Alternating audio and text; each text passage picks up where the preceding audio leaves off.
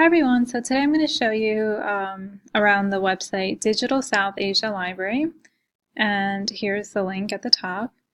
So the Digital South Asia Library is a program of the University of Chicago and the Center for Research Libraries for improved digital access to South Asia resources.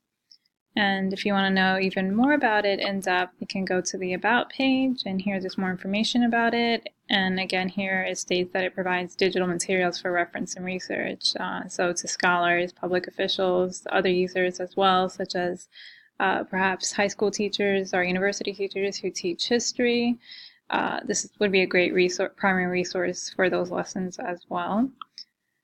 And going back to the home page, down here, we got search, we have copyright, you got contact information, technical information, funding. So this is just more information about DSAL. If you want to search the actual collections, what it contains, you can go here. They have it broken down into categories. So for visual learners, the two sections that would have most of the visual materials are images, of course, and maps. And for example, maps offers historical maps from two collections.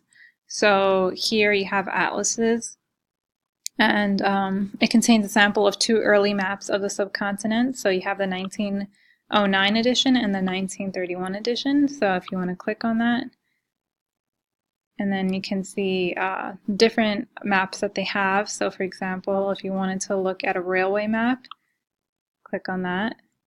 And here you have it. You can zoom in.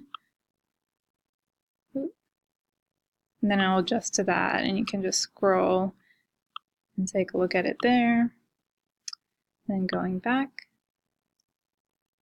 And hit back one more time. Okay, and then you can look at the military divisions, political divisions. And again, you'll have a map of that, and you can take a look at that. And then down here, we have maps from the Imperial Gazetteer of India. And this contains 24 images. If I click on it, here you have that. And so this doesn't have a search engine, but the collections are small, and the thumbnails are clear enough for browsing. So, and you can click on it to enlarge it. And then there's information here as well. Okay, and so then going back, we also have images. So the photographs are arranged in databases organized by the original collections. And here we have 6 main collections, as you can see. And of the 6 collections, the most expansive is the American Institute of India Studies over here. And it says it has over 125,000 photographs in the collection. And they fall into broad categories of architecture, sculpture, paintings as well. So let's take a look at that. And then here, you would have to do a quick search or an advanced search. Those are your 2 options. They don't have all the pictures laid out for you to look at. You would have to have an idea of what you're searching for. Or if you want, you can even go by the examples that they have here. So for example, let me type this in, the example that they have on the side, and then just hit enter. And then here it'll pull up images of that place, and it'll have a brief description, at least a rough idea or estimate of the time period, and then you can click on it and enlarge the image as well. So again, these images are only accessible through a quick or advanced search with the fields for here, location, subjects, affiliation, date. Yeah, but the good quality images enlarge to more than full screen, and they're accompanied by the catalog description, so that's nice. And going back, so let me go back to the home page. So along with the impressive collections of visual materials, this site offers a range of bibliographic information, including links to the library catalogs, indexes of South Asian scholarships, online journals, books and journals. So we can take a look at some of those here too. The online journals, books, and gazetteer have been made available in their entirety. And you can see that they have them, the digital books available, and these are all, let me go back, I wanted to show you here, like for the journals too. You can search them and go to a specific volume. If I wanted to look at page 70, for example, these are full page scans. Then you can just hit next. And just keep scrolling here, page 72, as you can see, and so forth. So many of these texts are rather specific, though. Yeah, but the information is really fascinating, and it is relevant to broader historical discussions. And an equally fascinating section of this website is the statistics here. The statistical information from the colonial period through the present, available in a variety of formats. So here they have it in digital book form as well as in Excel spreadsheet form. And you can see that it starts from 1840 and it goes all the way up until 1920. And here, why don't we click on the digital book form? And then here you can look through the table of contents, and you have information about education, military, immigration. So whatever you're interested in, you can click on that. And here you have a table charts. Here, for example, they have total number of troops employed in each presidency of British India in each undermentioned year. And then you have like the breakdown of it. So really fascinating information. Yeah, so here the date ranges widely in scope from information on population to health to the economy and public infrastructure to the judicial system and education and other categories.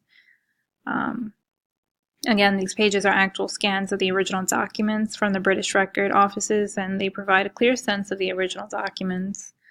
Current census information is also available for India, Pakistan, Bangladesh, Sri Lanka. Yeah, so I think that this statistical information overall is just a great value to researchers and historians, but it can also be used creatively in classrooms. For example, if you're interested to investigate the kinds of information that the colonial government recorded and to consider how and why these numbers were of value to the British authorities, that would be something to examine in the classroom.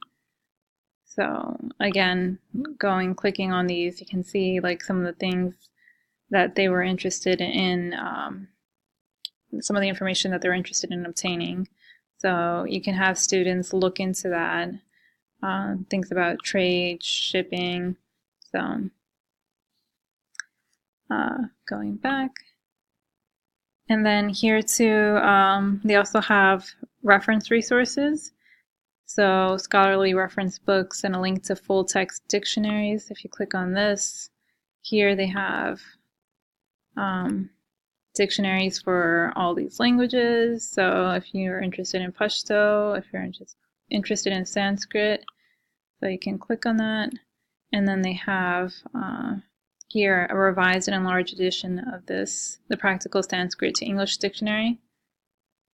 And you click up a word. So I don't know, let's see. An example, let's just do food. And then here you have different results. I can't exactly read that, but you have the different words down here and you can scroll it. So this is a great resource, definitely. And then you have audio. These are gramophone recordings from the Linguistic Survey of India. And then you can just click on those, whichever you're interested in. So I clicked on Indo-Aryan Eastern Group. And then just click on any of this, a dialogue between a son and father. And then you can just hit play. I won't do it because I think my volume is pretty high. And yeah, but going back, then you have some reference books. And again, these are all scans. You'll have full access to these books. I'll just click on one for you to see. So you have general maps, provincial maps, plans of towns, all of this. Click on it. And voila, you can zoom in, take a look at that. So definitely a valuable resource for students too, doing research on South Asia.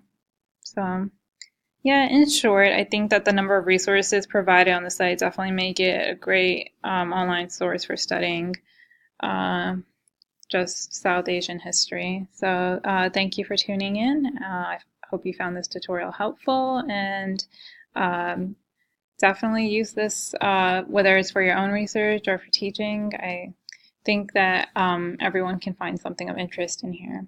All right, bye now.